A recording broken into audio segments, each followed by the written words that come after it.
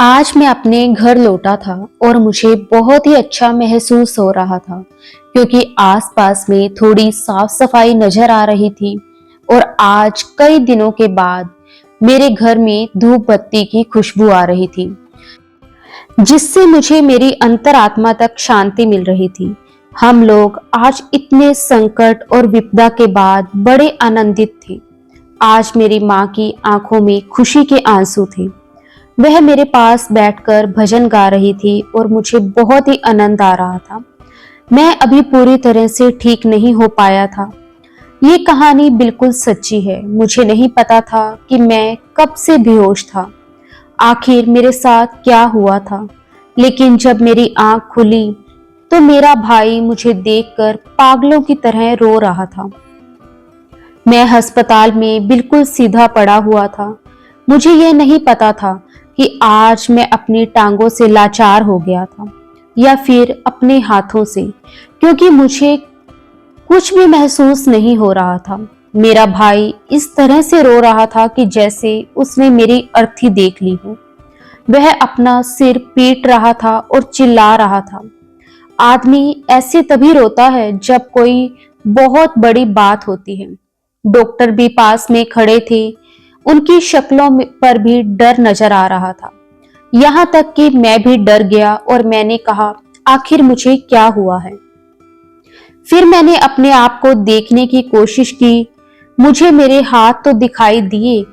जब मैंने थोड़ी सी गर्दन ऊपर उठाई तो मैं उसको हिला नहीं पा रहा था। तो एक डॉक्टर ने कहा, अभी आपका बदन सुन्न है, 24 घंटे में ठीक हो जाएगा। फिर ऐसे भी क्या बात थी कि ये सब लोग इतने ज्यादा परेशान थे, क्योंकि ना तो मुझे कहीं दर्द हो रहा था और ना ही कोई बहुत ही ज्यादा कमजोरी महसूस हो रही थी। मुझे ऐसा लग रहा था जैसे मैं कोई लंबी नींद से जागा हूं। फिर मैं अपने भाई के मुंह से एक ऐसी बात सुनी। उसने कहा कि मैं इसको जिंदा नहीं छोड़ूंगा। एक औरत मर्द के साथ ऐसा कैसे कर सकती है? वह मेरे भाई के साथ ऐसा कैसे कर सकती है? ये बात सुनकर मैं हैरान हो गया। आखिर मेरे साथ हुआ क्या था? मेरा भाई हमारे पूरे खानदान का सबसे अच्छा कमाने वाला लड़का था और एक बहुत ही अच्छा इंसान भी था। हमारे घर में बस हम 3 लोग ही रहते थे, मेरी माँ, मेरा बड़ा भाई और जब मेरे बड़े भाई की शादी करवा दी गई तो फिर उसकी बीवी भी आ गई। मेरी उम्र कम थी, अभी मेरी शादी का दूर दूर तक कोई इरादा भी नहीं था। लेकिन मैं इस बात पर खुश था, घर में भाभी आएगी तो घर का थोड़ा माहौल बदल जाएगा। मेरी माँ का कहना था, तुम्हारे भाई ने हमें गरीबी से निकालकर बाहर किया है, उसका इतना हक तो बनता ही था कि उसके लिए एक बहुत ही खूबसूरत लड़की तलाश की जाए। मेरी माँ बहुत नेक औरत थी, वह एक धार्मिक औरत थी। मैंने उनको तीर्थ यात्रा भी करवा दी थी। पूजा पाठ भी वह हर दिन नियमित तरीके से किया करती थी। हम सब अपने घर पर बहुत ही सुकून से रहते थे। हमारे घर पर भगवान की बहुत कृपा थी और कभी कोई लड़ाई झगड़ा भी नहीं हुआ। मेरी माँ चाहती थी कि कोई अच्छी सी ठीक ठाक लड़की हो, जो खूबसूरत भी हो और घर को संभालने वाली भी हो। ऐसी तो 1000 लड़कियां मिल जाती हैं, लेकिन पता नहीं मेरी माँ को अभी तक ऐसी कोई लड़की क्यों नहीं मिल रही थी। मेरी माँ ने एक बार भाई से भी पूछ लिया। इस पर उसका कहना था, जैसी भी लड़की आप पसंद करेंगे मुझे कोई ऐतराज नहीं होगा, मैं उसी से शादी कर लूंगा। मेरे भाई के लिए बहुत अच्छे अच्छे रिश्ते आ रहे थे। हमने ये बात कई लोगों के कान में डाली थी कि कोई लड़की अच्छी और संस्कारी हो तो बताना। इसलिए हमारे रिश्तेदार बातों बातों में अपनी बेटी का रिश्ता पेश करते थे। उनको पता था जब लड़का इतना अच्छा कमाता है तो अपने मुंह से बोल देंगे तो क्या हो जाएगा, बदले में उनकी बेटी की जिंदगी संवर जाएगी। इसलिए बहुत सारे रिश्ते आ रहे थे। एक हमारे गांव के कुछ दूर पर हमारे रिश्तेदार के यहाँ एक लड़की थी जिसका नाम सुनैना था। वह भाई से शादी करना चाहती थी, पर मेरी माँ को वह लोग बिल्कुल भी पसंद नहीं थे और उनके बारे में हमने सुना भी था कि ये लोग ठीक नहीं हैं। वह लड़की इतनी ज्यादा खूबसूरत भी नहीं थी, बस नॉर्मल सी थी। इसलिए मेरी माँ ने उसके बारे में दूसरी बात भी ना की। भाई की शादी उससे करेंगे या नहीं, मेरे भाई का नाम सुनील है। आखिर मेरी माँ को एक लड़की मिल गई। एक लड़की बड़ी प्यारी सी खूबसूरत थी, लाज शर्म वाली थी। हम लोग बैठे खाना खा रहे थे। खाना खाने के बाद हमने भाई से कहा कि ये हमारे घर की होने वाली बहू है, तुम भी एक बार इसकी तस्वीर देख लो। तस्वीर को देखने के बाद मेरे भाई ने जो हरकत की वो देखकर हम लोग हैरान रह गए। उसने तो इस तस्वीर को ऐसे छांटकर पीछे किया जैसे टेबल के ऊपर कोई तस्वीर नहीं बल्कि कोई कीड़ा पड़ा हो। उसके बाद मेरा भाई कहने लगा कि आपको क्या लगता है मैं इस लड़की से शादी करूंगा? आपको मेरे लिए यही लड़की मिली थी? मेरी माँ हैरान रह गई और मैं भी, क्योंकि लड़की बहुत ही ज्यादा खूबसूरत थी, पढ़ी लिखी थी। उस लड़की का परिवार भी बहुत अच्छा था। लेकिन मेरे भाई ने तो बस एक नजर देखा और इस तरह की हरकत करके फिर से खाने में बिजी हो गया। मेरी माँ ने कहा, ठीक है बेटा, अगर तुझे लड़की पसंद नहीं आई तो आराम से बोल दे। भाई कहने लगा कि आराम से बोल दूंगा तो आप समझोगे नहीं, इसलिए आपको आखिरी बार कह रहा हूं कि इससे मैं शादी नहीं करूंगा। मेरी माँ का दिल टूट गया क्योंकि उन्होंने बड़ी मुश्किल से उस लड़की को तलाश किया था। कहने लगी कि अच्छा फिर बता दे किससे शादी करनी है या मैं कोई और लड़की तलाश कर देती हूँ। तो उसने पानी का गिलास पिया और कहा, नहीं नहीं रहने दो, कोई जरूरत नहीं है, लड़की मैंने तलाश कर ली है। हम बड़े हैरान हुए कि खुद ही तो कह रहा था कि आप लोग मेरे लिए खुद लड़की तलाश कर लेना, और अब कह रहा था कि मैंने लड़की तलाश कर ली है। माँ ने कहा, अच्छा अगर तेरी खुशी है तो हमें क्या ऐतराज हो सकता है, बता दे कौन है, उसके घर हम तेरा रिश्ता लेकर चले जाएंगे। कहने लगा, रिश्ता ले जाने की जरूरत नहीं, बात पक्की हो गई है, बस कल परसों रस्म करने के लिए चले जाना गोद भराई की, और बात पक्की करके चले आना। कोई देखने दिखाने वाला सीन नहीं है, मैंने सुनैना से शादी करनी है। मेरी माँ के तो मानो जैसे गले में कुछ फंस सा गया हो। मैंने अपनी माँ को पानी का गिलास दिया और कहा, क्या हो गया, आप ठीक तो है ना? लेकिन मेरे भाई के चेहरे पर ऐसे आसार दिखाई दे रहे थे जैसे वह कुछ बुरा ही कहना चाहता हो, लेकिन लिहाज कर रहा था। मेरी माँ ने कहा, तू उस सुनैना से शादी करना चाहता है? अगर तू उसके अलावा किसी और का नाम लेता तो भगवान की कसम मुझे कोई समस्या ही नहीं होती, लेकिन तुझे पता है कि वह लड़की ठीक नहीं है। मेरे भाई ने कहा, वह इस घर की होने वाली बहू है, आप उसके किरदार पर उंगली नहीं उठा सकती हो। मैं अभी बोलने लगा, मैंने कहा, भाई आप मम्मी से पूछ तो लेते, आपने क्या उनसे बात पक्की कर ली है? तो उसने मुझे कहा कि तुम अपना मुंह बंद रखो, तुम छोटे हो, छोटे बनकर रहो, इस घर की समस्या में बोलने की जरूरत नहीं है, मैं उस लड़की से शादी करना चाहता हूँ। और हाँ, आप लोग यही समझिए कि बात पक्की हो गई है। मेरी माँ को गुस्सा आ गया तो उन्होंने कहा कि जब बात पक्की कर ही ली है तो फिर जाकर खुद ही शादी कर ले। मेरा भाई तो इस तरह की शक्ल बना रहा था, हमने आज तक उसकी शक्ल ऐसे नहीं देखी थी। उसके चेहरे पर कभी ऐसे असर नहीं देखा था। उसने कभी मम्मी से बदतमीजी नहीं की थी, मुझे इस तरह से नहीं डांटा था, और अगर वह चाहता कि ऐसा ही हो तो ठीक है, उसकी जिंदगी थी, लेकिन वह यह बात आराम से भी कर सकता था। पता नहीं किस तरह से बोल रहा था। मैंने मम्मी को उठाया और उनको उनके कमरे में ले गया। मैंने कहा कि आप फिक्र ना करो, सब ठीक हो जाएगा। वह कहने लगी कि कैसे सब ठीक होगा? मेरा बेटा उस लड़की के लिए जहर खाने को तैयार बैठा है। ऐसी लड़की जो किसी जवान मर्द की अकल को मार दे, पर वह उसके लिए जहर खाने को तैयार हो गया।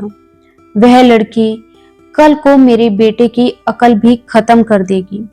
मैंने अपनी माँ से कहा, अपने भाई की शक्ल देखी, कैसा लग रहा था, जैसे उनकी अकल तो अभी से ही खत्म हो गई हो। मेरी माँ बहुत ही ज्यादा परेशान थी। भाई भी अब घर से देर से आता था, कोई बात भी नहीं करता था, कहता था कि खाना भी बाहर से खाकर आया हूं। मेरी माँ ने कहा कि बेटा, ऐसे घर के माहौल से तो अच्छा है कि चलते हैं उस लड़की की बात पक्की करके आते हैं। मैंने कहा, लेकिन वह तो आपको पसंद नहीं है। तो मेरी माँ ने कहा, अब अपने बेटे ने पसंद कर ली है, हम क्या बोल सकते हैं। उसकी खुशी में हम भी खुश हो जाएंगे, बाकी सब भगवान की लीला है। अभी हम लोग यही बातें कर रहे थे कि भाई घर में दाखिल हुआ और अकेला नहीं था, उसके साथ सुनैना भी थी, जो कि दुल्हन बनी हुई थी। सुनैना की माँ भी थी, जो सर उठाकर घर में दाखिल हुई थी। मेरे भाई ने शादी कर ली थी और वह उसे उठाकर हमारे घर भी ले आया था। मेरी माँ ने जब ये मंजर देखा तो वह हैरान रह गई। उन्होंने अपने बड़े बेटे की शादी के लिए क्या क्या सपने और अरमान सजाए हुए थे। जगह जगह उसके लिए खूबसूरत जीवन साथी की तलाश में पता नहीं कितने चक्कर काटे थे। ना गर्मी देखी, ना धूप देखी थी, और उनका बेटा एक ऐसी लड़की को पत्नी बनाकर लाया जो इनको बिल्कुल भी पसंद नहीं थी। फिर ये कि शादी भी अपने आप कर ली। मेरी माँ ने कहा, ये क्या गजब कर दिया तूने। मेरा बड़ा भाई कहने लगा, गजब क्या है, शादी की है, शादी करके लाया हूं, ये पत्नी है मेरी। और फिर आपने ही तो कहा था कि जब सब कुछ कर ही लिया है तो जाकर शादी भी कर ले। तो मैंने शादी भी कर ली। आपको तो खुश होना चाहिए, आपका सारा खर्चा तो बच ही गया। मेरी माँ अपना सर पकड़कर सोफे पर बैठ गई। मेरी माँ ऐसी औरत थी जिसने सारे परिवार का मान सम्मान रखा था। कहीं किसी का बच्चा पैदा हुआ, कोई बीमार हुआ, किसी की शादी हुई, मेरी माँ सबसे पहले पहुंचती थी। वह अपने ससुराल वालों के दिलों में भी राज करती थी। अब वह सबको क्या जवाब देती कि बेटे ने मुझे बताए बगैर ही शादी कर ली, और वह भी ऐसी लड़की से जिसको वह पसंद भी नहीं करती थी। पीठ पीछे लोग कितनी बुराइयां करेंगे और सब लोग मुझको ही बुरा बनाएंगे। उनका जीवन साथी भी उनके साथ नहीं था, उनकी सिर्फ इज्जत ही थी जो उन्होंने कमाई थी। मेरे भाई ने कहा कि चलो अब रोना धोना बंद करो, अपनी बहू का गृह प्रवेश करवाओ। मेरी माँ तो कमरे में चली गई। वह जैसे ही कमरे में गई, हमारी भाभी अचानक से रोने लगी। कहने लगी कि देखो तो सही कैसे गृह प्रवेश हुआ है, मुझे आशीर्वाद भी नहीं दिया। ये बात सुनते ही ना जाने मेरे भाई को क्या हुआ, जैसे पत्नी नहीं रो रही बल्कि आखिरी सांस ले रही हो। उसने कहा कि तुम चलो मेरे साथ, कोई बात नहीं, ना दे आशीर्वाद, उनके आशीर्वाद की जरूरत नहीं, मैं हूं ना तुम्हारे साथ। मैं भी वहां से फिर चला गया और वह दोनों कमरे में चले गए। रात का खाना भी उन्होंने बाहर से ही ऑर्डर किया और माँ खाना नहीं खा रही थी। मैंने उनको बड़ी मुश्किल से 2 निवाले खिलाए और दवाई दी। उनका ब्लड प्रेशर हाई था और बुखार भी हो रहा था।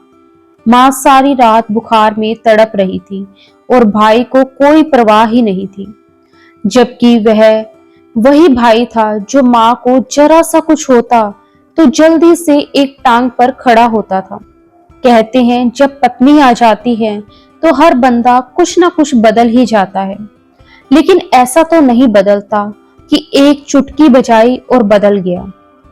यह तो 1 सेकंड में बदल गया था। सुबह नाश्ता करने के लिए भी वह बाहर चले गए। और मैंने अपने लिए और मम्मी के लिए नाश्ता खुद बनाया। दोपहर को खाने में कुछ भी नहीं था। मेरे पास पैसे भी खत्म हो गए। मैंने भाई से पैसे मांगे। उसने कहा कि अपनी भाभी से काम मत करवाना, वह 4-5 महीने काम नहीं करेगी। अभी उसकी शादी हुई है और हम लोग वैसे भी हनीमून पर जा रहे हैं। तुम ये पैसे पकड़ो, घर में राशन डलवा लो और देख लो मोहल्ले में कोई नौकरानी, जब तक माँ बीमार है। मैं चुप हो गया क्योंकि मेरे अपने हाथ में कुछ भी नहीं था। मेरी अभी उम्र भी क्या थी, अभी तो मैंने 12वीं पास की थी। अगर मैं कोई नौकरी करता, अपने भाई के आगे हाथ तो ना फैलाना पड़ता। यह वही भाई था जिससे बिना झिझक कुछ भी मांग लेता था। लेकिन अब अजीब सा लग रहा था क्योंकि जब उन्होंने मुझे पैसे दिए तो उनकी पत्नी भी देख रही थी और उसकी नजर पैसों पर ही थी। वह लोग तो हनीमून पर चले गए और हनीमून पर लोग कितने दिन के लिए जाते हैं, ज्यादा से ज्यादा 10 या 15 दिनों के लिए। लेकिन आज उनको गए हुए 2 महीने हो गए थे, वापस नहीं आ रहे थे। अब तो भाई ने पैसे भेजने भी बंद कर दिए। इधर उधर रखे हुए पैसे भी वह भी इस्तेमाल हो गए। हमें नौकरानी तो कोई ना मिली। माँ ने उठकर खुद ही काम संभाल लिया। थोड़ी मदद मैं भी कर देता था। जब बहू रानी वापस आई तो उसके तेवर बदले हुए थे। ऐसा लगता था बहुत बड़ी जंग जीत आई हो। लेकिन भाई ने भी उनको सामने बिठाकर कहा, अब ये इस घर का हिस्सा है। मुझे घर में कोई लड़ाई झगड़ा नहीं चाहिए। सब लोग प्यार मोहब्बत से रहना। मेरी माँ ने भी कह दिया, ठीक है, देखेंगे जो भी समस्या है। अब तुम ले आए हो तो क्या कर सकते हैं। मैं तुमसे बहुत मोहब्बत करती हूँ बेटा, इसलिए तुम्हारी खुशी में अब हम सब की खुशी है। अब तुम इस बात की फिक्र ना करो। मैंने अपनी माँ को कहा, आप कुछ तो कहती। तो मेरी माँ ने कहा कि अब क्या कहती, सारा कुछ तो कर लिया उन लोगों ने। मेरी माँ का फैसला भी बुरा नहीं था। एक घर में रहना था और मेरी माँ के अंदर इतनी ताकत नहीं थी कि वह मेरी भाभी की चालाकियों का मुकाबला कर पाती। मेरी माँ सीधी सादी औरत थी। पापा के जाने के बाद वैसे ही उनके अंदर ज्यादा हिम्मत नहीं रही थी। मेरी माँ इस बात को संभालने की बहुत कोशिश कर रही थी कि कभी कोई फोन करता और भाई की शादी के बारे में पूछता तो वह कोई बहाना बना देती थी और कहती थी कि लड़की के माता पिता बीमार थे, इसलिए जल्दबाजी में शादी हुई। मेरी माँ ने कहा कि जिंदगी में कभी बिना वजह झूठ नहीं बोला और अब इतना बड़ा झूठ बार बार बोलना पड़ रहा है। भाभी ने इस घर को पूरे तरीके से अपने हाथ में लेने की कसम खा रखी थी। उन्होंने कहा कि जो मेरा दिल करेगा वही पकेगा। एक दिन मैं घर में आया तो अजीब सी बदबू आ रही थी। हमारे घर में हर दम साधारण खाना बनता था, दाल सब्जी रोटी, उसके अलावा ऐसा कुछ भी नहीं बनता था। लेकिन आज किचन में से अजीब सी बदबू आ रही थी। मैं किचन में गया तो भाभी खड़ी होकर खाना बना रही थी। मैंने कहा, क्या बना रही हो? मैंने नाक पर हाथ रख लिया। उसने कहा कि नाक पर हाथ रखने की क्या जरूरत है, खाने को देखकर ऐसी हरकतें नहीं करते। कहने लगी, बकरे का मीट बना रही हूं। मैंने ये सब आज तक नहीं खाया था, पता नहीं ये क्यों बना रही है। मैंने कहा कि हम क्या खाएंगे। मेरी भाभी किचन में से चिल्लाई, इतना क्यों नाक चढ़ा रही हो? मैंने कहा, मैं अपने लिए बना रही हूं ना। फिर माँ ने कहा, हम लोगों के लिए तो कल आलू बनाया था, वह पड़ा है, तुम्हारा भाई भी वही खाएगा। दोपहर को जब सब लोग टेबल पर बैठे तो मेरी माँ ने मेरे भाई के लिए पहले से ही दाल प्लेट में डाल रखा था। लेकिन उस दिन जो टेबल पर हुआ वो देखकर हम दोनों माँ बेटा हैरान रह गए। जिंदगी में पहली बार वह दोनों हाथों में मटन ऐसे खा रहे थे कि जैसे अभी कोई उसके हाथ से छीन लेगा। चलो माना कि मटन इतना टेस्टी बना है, लेकिन इंसानों की तरह तो खा सकते थे। हम लोग तो हैरान रह गए। उसने तो सारे टेबल के कपड़े को गंदा कर दिया और अपने कपड़े भी गंदे कर लिए और बार बार कह रहे थे, क्या लाजवाब बनाया है। हमारा तो वहां खाना खाने का दिल भी नहीं कर रहा था। मुझे तो अंदर से उबकाई आ रही थी। मैंने अपनी माँ से कहा, किसी रिश्तेदार के घर चलते हैं, घर में दिल बड़ा परेशान हो रहा है। लेकिन माँ कहने लगी, जहां भी जाएंगे वह तुम्हारे भाई की कहानी लेकर बैठ जाएंगे, फिर दिल और परेशान हो जाएगा। फिर मैं अपनी माँ को थोड़ी देर के लिए कॉलोनी के पार्क में ले आया। उनका दिल थोड़ा बहल जाएगा। घर का माहौल अजीब सा हो रहा था। अजीब अजीब चीजें बनती थी। भाभी इस तरह से परेशान कर रही थी। मैं उनको कुछ कहता नहीं था। अगर हम लोग बोल भी देते तो वह गुस्सा करती और भाई भी हमें बातें सुनाता और कहता कि अपनी पसंद से कुछ बना लेगी तो क्या हो जाएगा। अगर उसने इस घर की किसी चीज को हटा दिया तो क्या हो गया, यह उसका भी घर है। यहाँ तक कि लड़ाई झगड़ा होने लगे, छोटी छोटी बातों पर फसाद होने लगे। फिर मेरी माँ ने इन सभी बातों को बाहर निकाल फेंका और घर में अच्छा माहौल बना रहे, इसलिए उन्होंने भजन कीर्तन में अपना ध्यान लगा लिया। मेरी माँ जब भी भजन कीर्तन गाया करती तो पड़ोस के लोग भी घर के अंदर आकर बैठ जाते थे, क्योंकि मेरी माँ भजन बहुत ही अच्छा गाया करती थी। लेकिन यहाँ मेरी माँ ने भजन कीर्तन शुरू किया और वहां मेरी भाभी का चेहरा ऐसे बन गया जैसे क़यामत आने वाली हो। पहली बार मैंने उनको इतना परेशान देखा था। उन्होंने कहा कि तुम्हारी मम्मी क्या कर रही है। मैंने कहा, भगवान के याद में अपने आप को लगाने का सबसे अच्छा तरीका है भजन। इस बात पर वे वापस अपने कमरे में चली गई। मुझे उनकी हरकत बड़ी अजीब लगी और थोड़ी देर के बाद जो हुआ वह देखकर तो हम सभी हैरान परेशान रह गए। थोड़ी देर के बाद भाभी ने चिल्लाना शुरू कर दिया और वह बुरी तरह से चिल्ला रही थी, चीखें मार रही थी। इतनी बुरी तरह से चिल्ला रही थी कि जैसे उनके कमरे में सांप घुस आया हो। मेरी माँ ने अपना भजन छोड़ा और हम लोग कमरे की तरफ भागे, लेकिन उसने दरवाजा बंद कर दिया। 5 मिनट के बाद उसने दरवाजा खोला तो उसकी शक्ल भी बहुत डरी हुई थी। हमने कहा, क्या हुआ, सब ठीक तो है, क्यों चिल्ला रही थी? तो कहने लगी, जैसे आपको बड़ी फिक्र है मेरी। मेरी माँ ने कहा, क्यों फिक्र क्यों नहीं होगी तुम्हारी? तुम इतनी बुरी तरह से चिल्ला रही थी, पूरे मोहल्ले में तुम्हारी आवाज पहुंच रही थी, क्या हुआ था? तो कहने लगी, कुछ नहीं हुआ। मैंने अपनी माँ से कहा, ये बात हमें भाई को बतानी चाहिए। तो माँ ने कहा, बताएंगे तो क्या ही कर लेगा, छोड़ो, अब रोज ही ऐसा होने लगा। जैसे ही मेरी माँ भजन कीर्तन गाने लगती, मेरी भाभी चीखने चिल्लाने लगती और मेरी माँ भजन कीर्तन को रोक देती। ऐसा 3-4 बार हुआ था। मेरी माँ को इस बात का अंदाजा नहीं हुआ। जब वह भजन कीर्तन गाने लग जाती तभी उनको ऐसा क्यों होता और वह ऐसा क्यों करती थी। जब भाई की शादी हुई थी, उसकी शक्ल अजीब सी हो गई थी।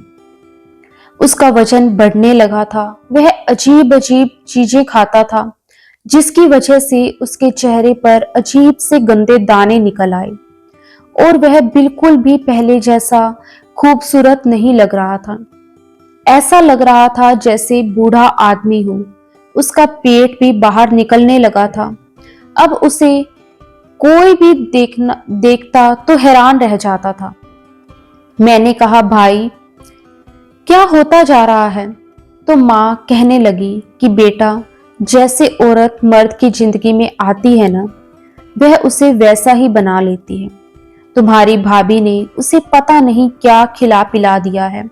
ऐसी गंदी चीजें खाने से उसकी ये हालत हो गई है। पेट भी बाहर निकलता जा रहा है और चेहरे पर दाने भी निकलने लगे हैं। आज तक मैंने तुम लोगों को ऐसी वैसी कोई चीज नहीं खिलाई, हमेशा साधारण खाना खिलाया है। मैंने कहा, यही तो बात है कि जब भाई को ये सब कुछ पहले से अच्छा नहीं लगता था, तो अब तो वह ऐसे खाते हैं जैसे उन्हें बहुत ही अच्छा लगता हो, जैसे उसके बगैर रह नहीं सकते। हमारे घर में से हर वक्त अजीब सी बदबू आती रहती थी, जैसे कसाई की दुकान से आती है।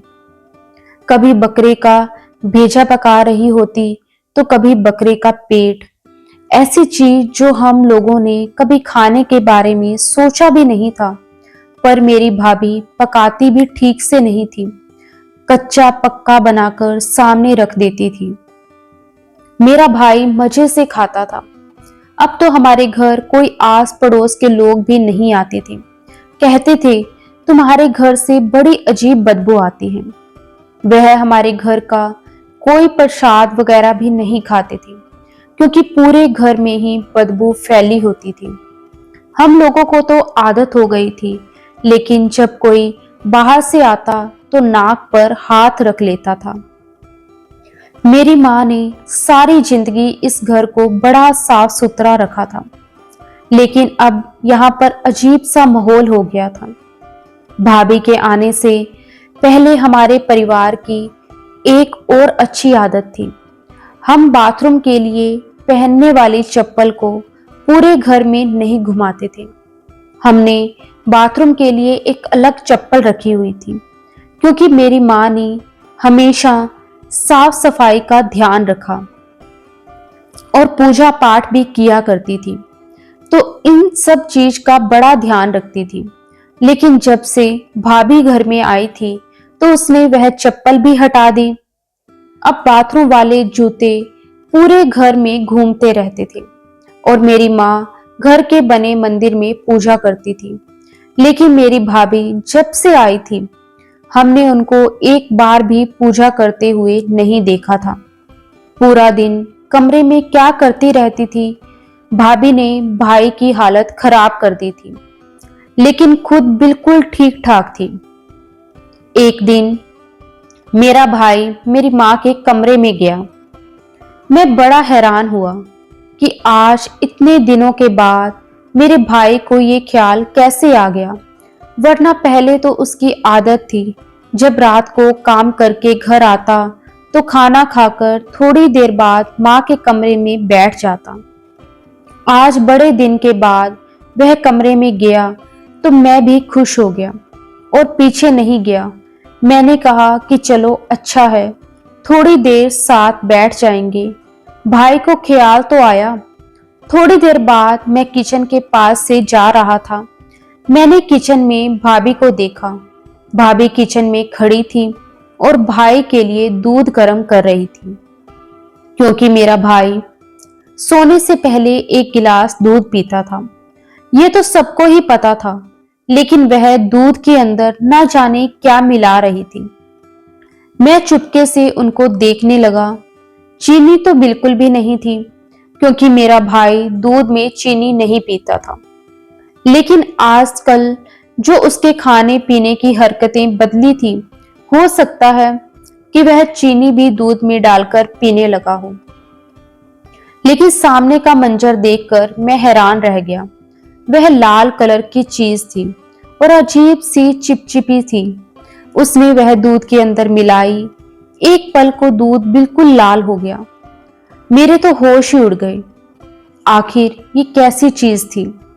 लेकिन जैसे ही उन्होंने चम्मच हिलाया तो दूध का कलर बिल्कुल मध्यम होने लगा और फिर से वह सफेद हो गया।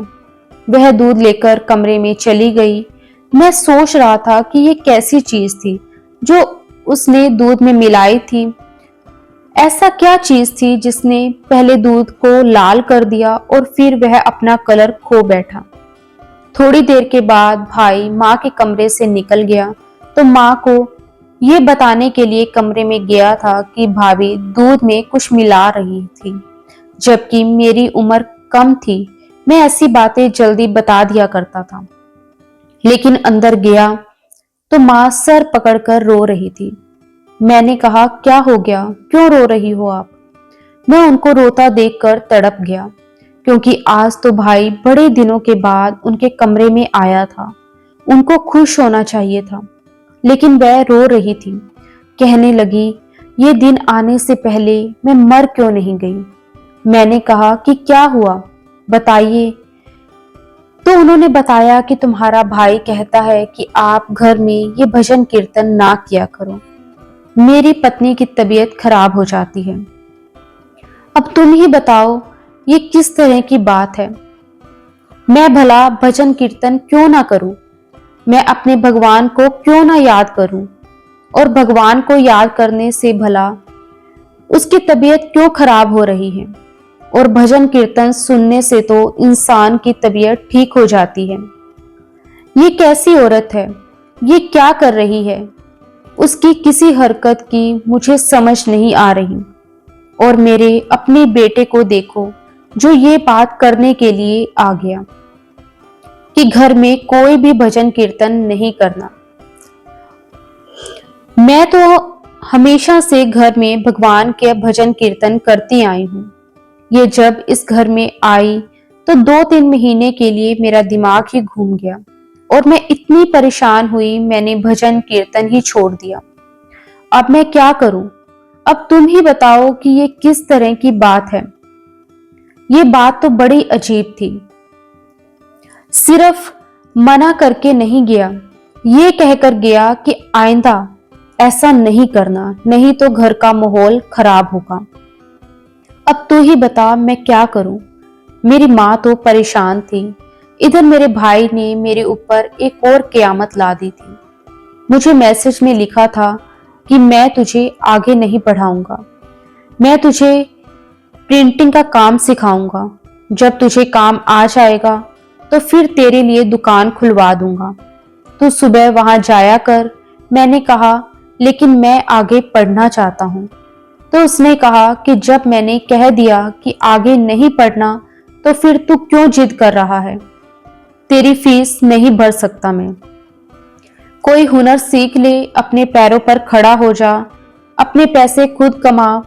मैंने दिल में सोचा कि बात तो ठीक है, अगर स्कूल का फीस मांगना पड़े तो मुझे भाई का मुंह ही देखना पड़ेगा।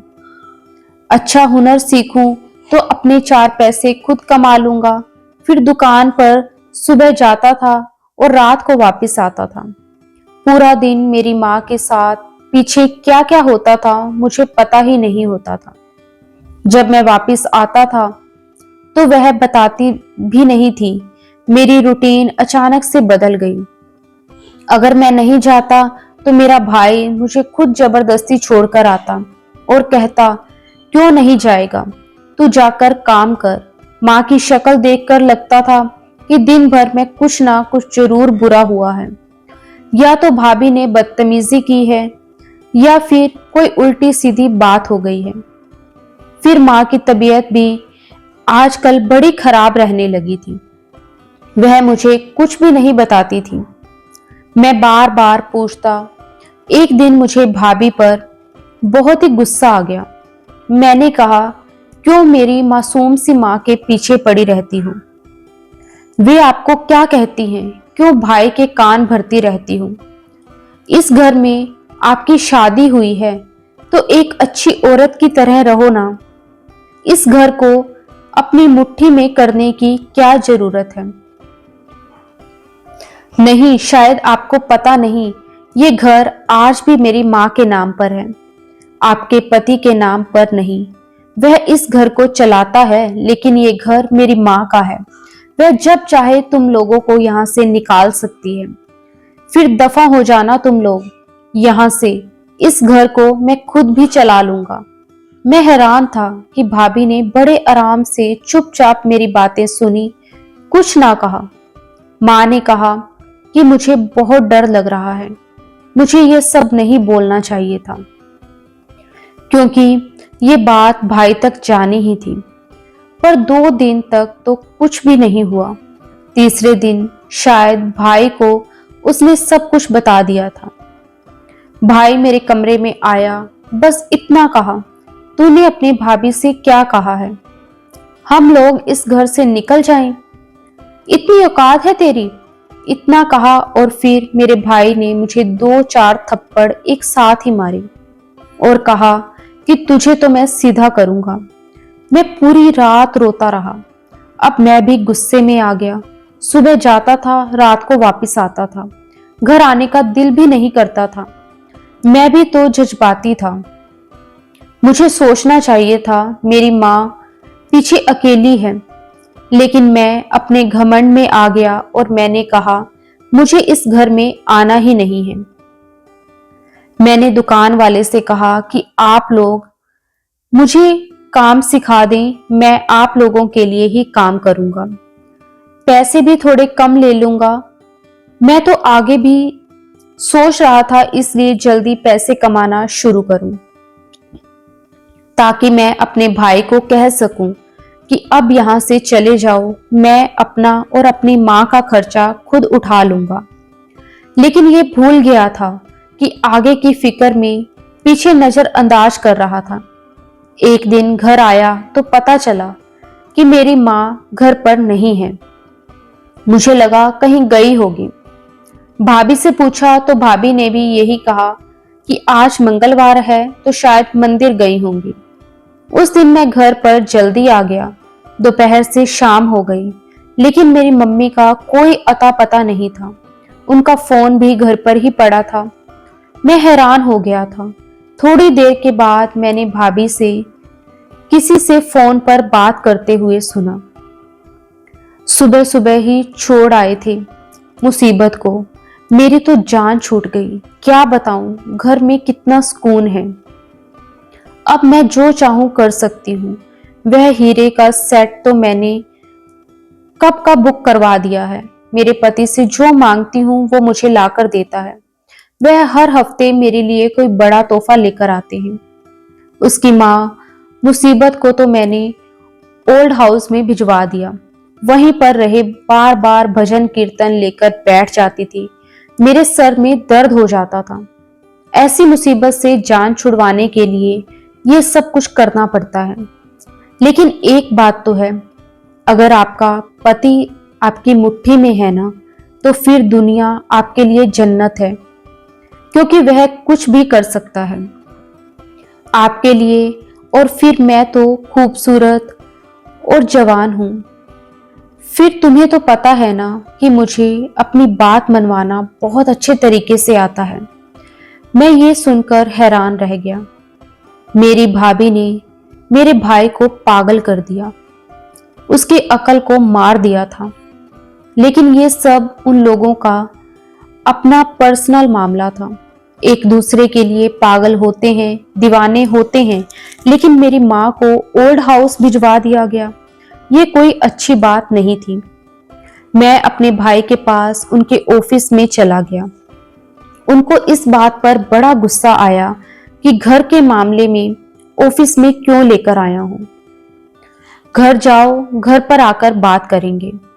मैंने उनको कहा, आपने अच्छा नहीं किया, मम्मी को ओल्ड हाउस में भिजवा दिया। मेरी माँ को मैं वापस लेकर आऊंगा। तो उसने कहा कि वापस लाने के लिए नहीं छोड़ा, वहां पर रहेंगी कुछ दिन के लिए, उसके बाद लेकर आएंगे। मैंने कहा कि आपने अच्छा नहीं किया। यह आपने क्या कर दिया? हमारी माँ एक ओल्ड हाउस में रहेगी। उसने कहा कि ओल्ड हाउस में छोड़कर आया हूं, किसी कोठे पर बेचकर नहीं आया। जब मेरे भाई ने ये बात की तो मेरा दिल किया मैं उसके मुंह पर थप्पड़ मार दूं। वह किस तरह की बातें कर रहा था। ऐसा लगता था कि ये मेरा भाई ही नहीं, बुरा आदमी है। ऐसा लगता था कोई और आदमी है, उसे किसी बात की परवाह नहीं थी। मैं फिर अपनी माँ को तलाश करने लगा। मैंने बहुत सारे ओल्ड हाउस में पता किया, कहां कहां तलाश करता रहा, लेकिन मेरी माँ ना मिली। एक दिन मैं घर में ही था। जब घर के अंदर दाखिल हुआ तो अजीब सा माहौल था। देखा, घर धुएं से भरा हुआ था। पता नहीं धुआं कहां से आ रहा था, जबकि किचन में चूल्हे के ऊपर कुछ भी नहीं चढ़ा रखा था। उसके बाद मेरी आंखों के आगे अंधेरा छा गया। फिर मुझे नहीं पता कि मैं कहां पर हूं। जब मुझे होश आया तो मेरा भाई सामने बहुत परेशान खड़ा था। मुझे अपने शरीर में कुछ महसूस नहीं हो रहा था। मेरा भाई भी खड़ा चिल्ला रहा था और कह रहा था, किसी तरह मेरे भाई को बचा लो, मेरे भाई को बचा लो। और मुझे ये समझ नहीं आ रहा था कि मेरे साथ हुआ क्या है। थोड़ी देर के बाद मेरा भाई मेरे पास आया। उसने कहा कि मुझे माफ कर देना, मुझसे बहुत बड़ी गलती हो गई। तुझे कुछ नहीं होने दूंगा, मम्मी को भी वापस ले आऊंगा। मैं अपने घर को पहले जैसा कर दूंगा, बस तूने मेरा साथ देना है। मैंने कहा, भाई आखिर हुआ क्या है? मेरे भाई ने मुझे ऐसी बात बताई, मेरे कदमों के नीचे से जमीन निकल गई। मेरे भाई ने मेरी माँ को वापस बुला लिया। वह भी अस्पताल में थी। मेरी हालत देखकर पत्थर बनकर बैठी थी और मुझे अभी तक नहीं पता था कि मेरे साथ हुआ क्या था, क्योंकि मुझे बताया नहीं था।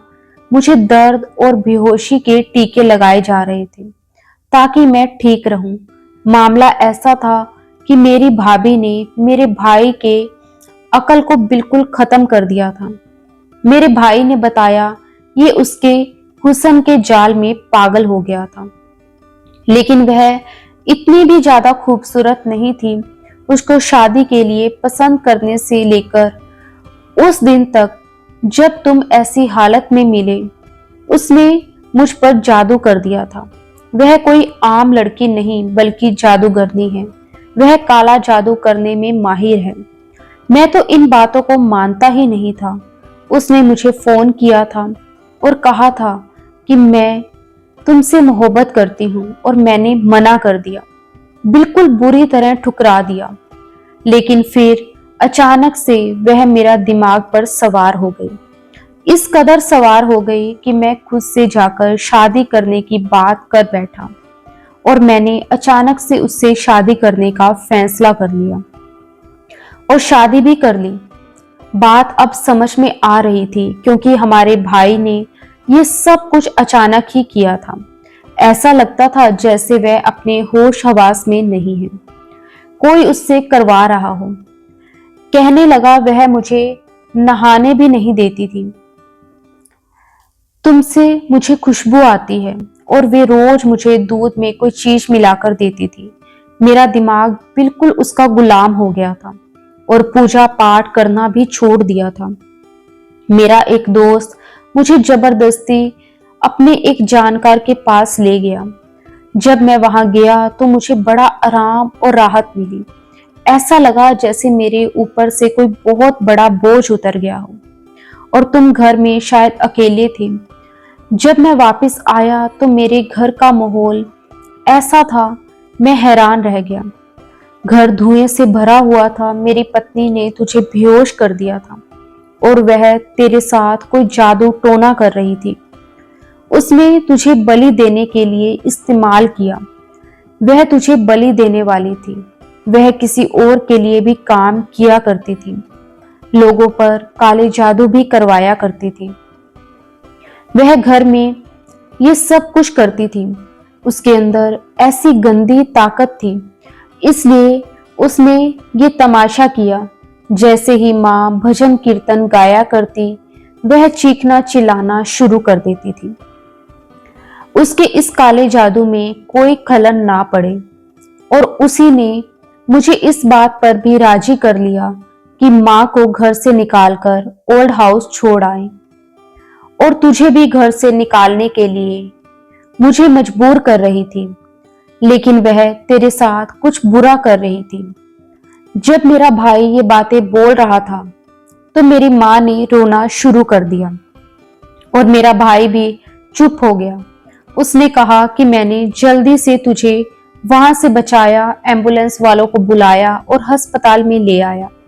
तुझे ठीक होने में 1-2 महीने लग जाएंगे क्योंकि तेरे जिस्म पर जख्म है। मैं भी हैरान था क्योंकि जब मैं घर से आया था तो मुझे इतना याद है कि मैं बहुत गुस्से से भरा हुआ था।